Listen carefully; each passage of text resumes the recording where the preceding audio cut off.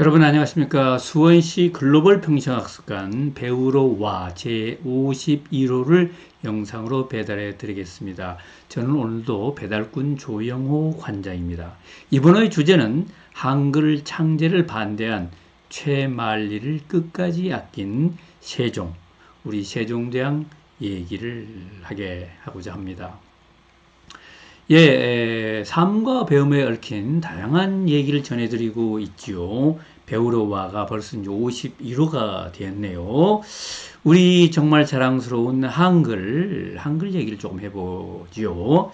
한글은 이제 처음에 훈민정음이라 그랬죠. 훈민정음을 반포하시면서 언해물에 이렇게 써 있습니다. 세종어제 훈민정음 이렇게 써 있지 않습니까?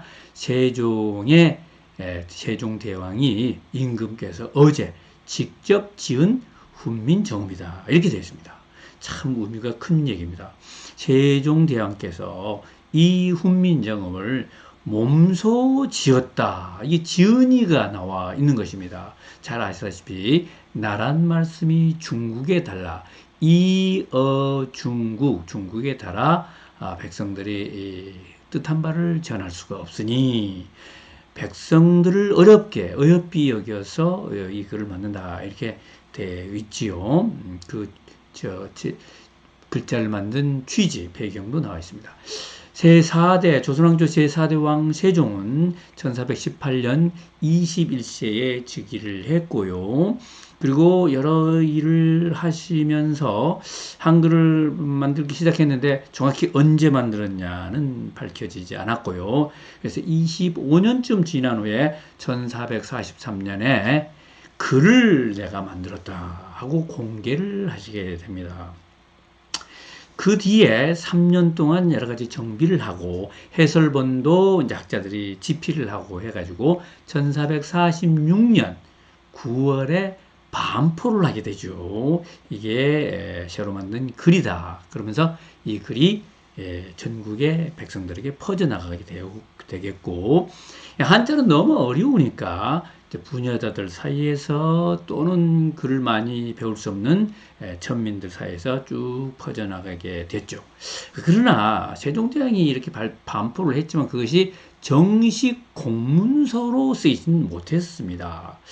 왕께서 글을 내린 것은 아마 선조대왕 때 그 임진왜란 와중에 백성들에게 글을 내리는 것이 왕이 직접 공문서를 내리는 것이 최초가 아닌가 뭐 그런 기록이 있더라고요.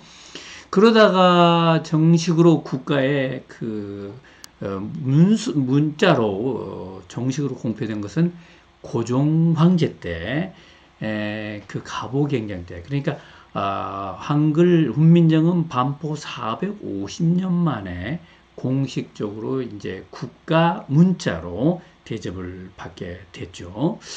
어쨌든 그런 한글이 만들어졌는데 오늘은 그 한글에 대해서 깊이 얘기하자는 게 아니고요.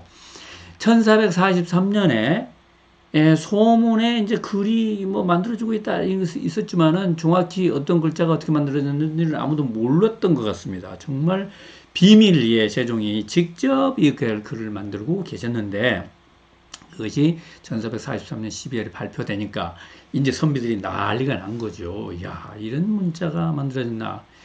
이러면서 이제 최만리를 비롯한 이런 학자들이 이제 반대하기 시작을 했죠. 세종께서 왜 이런 중요한 일을 혼자 하셨겠어요?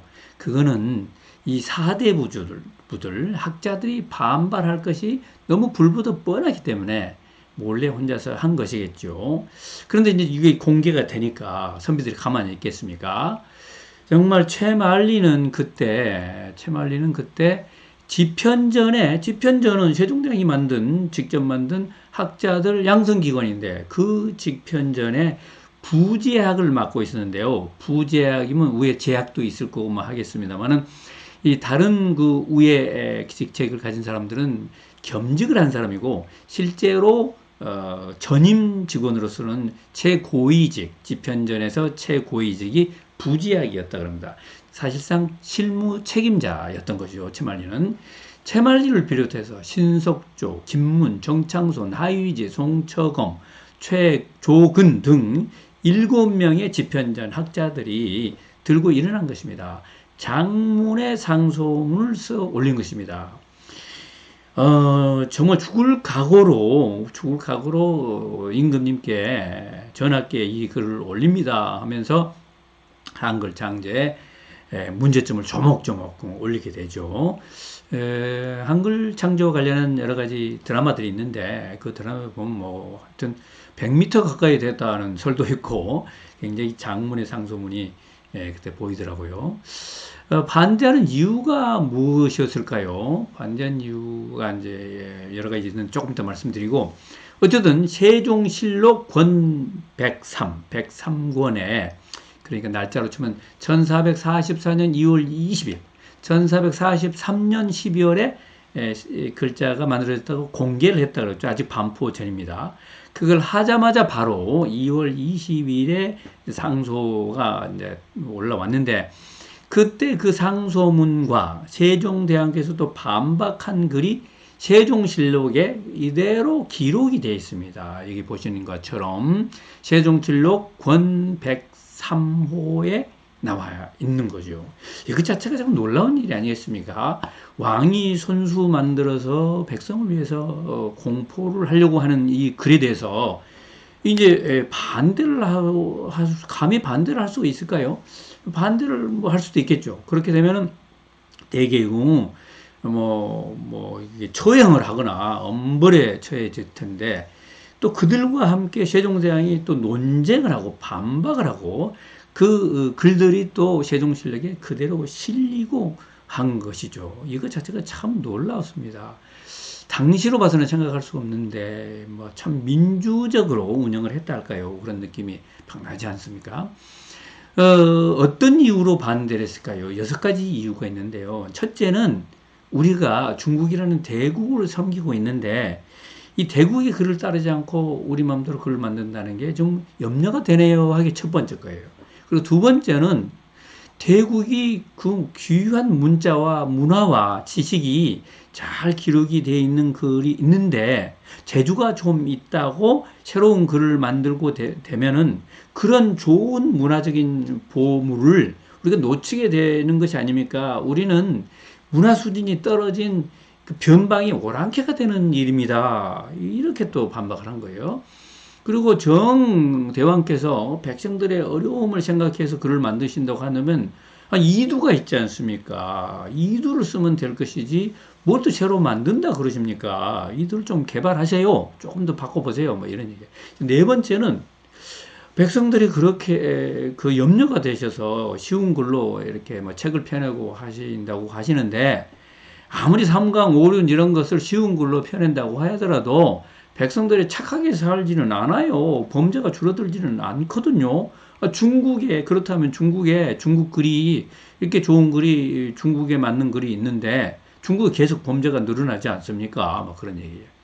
그 다음에 이제 글을 바꾼다는 것은 풍습을 바꾸는 큰 일인데 어찌하여 대왕께서 왕께서 혼자 이걸 처결하신단 말입니까? 대서 신료들과 의논하고 천천히 하셔야 되는데 너무 급하게 서두르고 독단을 하시는 거 아닙니까?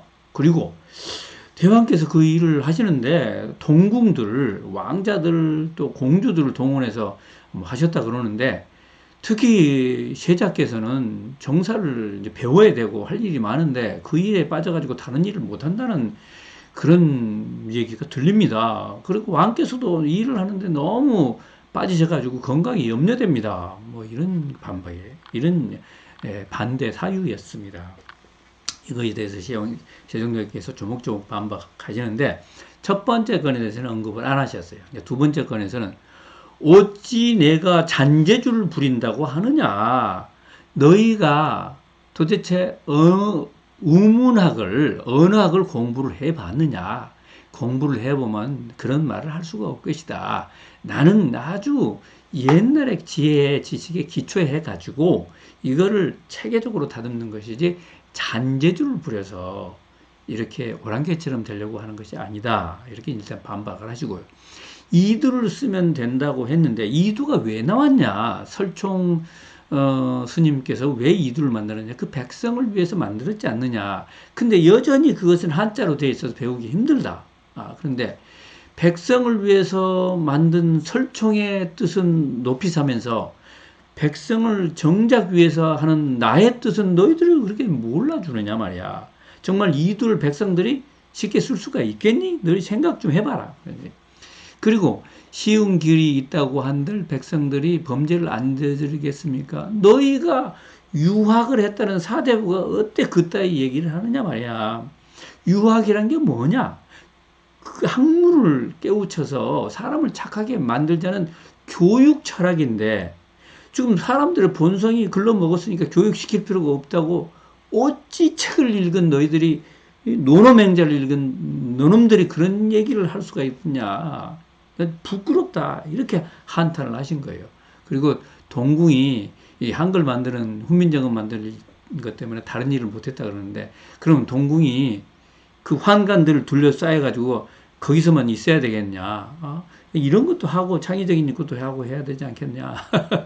내 건강을 염두에 주는 건 너무 고맙지만 걱정하지 마라. 뭐 이런 얘기를 하신 거예요.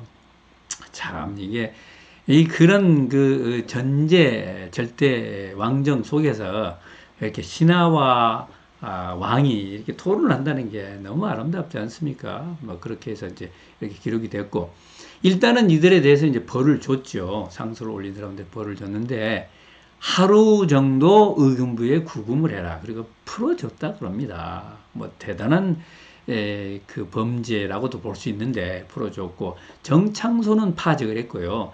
대표격인 채말리는 그냥 자기 보직은 부재학 자리는 유지를 시켰다 그럽니다. 그런데 채말리가 스스로 물러날 수밖에 없었던 거예요. 너무 왕 곁에 있는 것이 이제 부끄럽기도 하고 분하기도 하고 뭐 그랬겠죠. 그래서 대왕 마마 저를 내쳐주세요. 잘라주세요.